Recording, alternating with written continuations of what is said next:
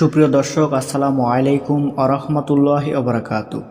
প্রিয় দর্শক, আশা করছি আল্লাহ তাআলার অশেষ রহমতে আপনারা সকলে অনেক ভালো আছেন। তো দর্শক, আজকে আপনাদেরকে জানাবো যে শসা এবং খেজুর একসাথে খেলে যে দুইটি বড় উপকার পেয়ে থাকবেন, সেই দুইটি বড় উপকার সম্পর্কে আজকে আপনাদেরকে জানাতে যাচ্ছি। তো ভিডিওটি না টেনে সম্পূর্ণ দেখার অনুরোধ রইল। তো চলুন শুরু করা যাক। তো প্রিয় দর্শক, দেখুন, আপনারা অনেকেই হয়তো হাদিসটি পড়ে জেনেছেন যে শসা এবং খেজুর একসাথে খেলে ওজন বৃদ্ধি পাওয়ার কথাটা অনেকেই জেনেছেন। তো চলুন সেই হাদিসটি আগে দেখে নেই। তো প্রিয় দর্শক, দেখুন, উম্মুল মুমিনিন আয়েশা সিদ্দিকী রাদিয়াল্লাহু আনহা থেকে বর্ণিত, আমার মা আমার ওজন বৃদ্ধি করতে চাইলেন, কেননা রাসূলুল্লাহ সাল্লাল্লাহু আলাইহি সাল্লামের ঘরে আমার স্ত্রী হিসেবে যাওয়ার সময় হচ্ছিল। তো তিনি যা চাচ্ছিলেন তা কোনোভাবে সম্ভব হচ্ছিল না।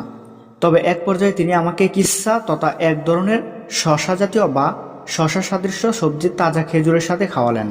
এতে করে আমার ওজন